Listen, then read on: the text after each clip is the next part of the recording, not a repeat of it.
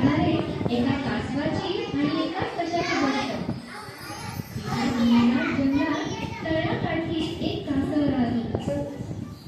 तिथे त्याचं एक शेत देखील होतं. ते रोज सकाळी आपल्या शेतात काम करत असे. ते कासव खूप मोठं आणि साधं होतं. रोज सकाळी तळ्यात आंघोळ करून ते आपल्या कामाला लागायचं.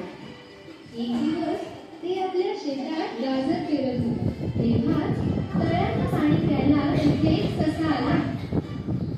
त्याला बघून कासव म्हणाला, ससे भाऊ, तुम्हाला पण गाजर खूप आवडतात ना? मग तुम्ही गाजराच्या बिया पेरायला मला मदत करा.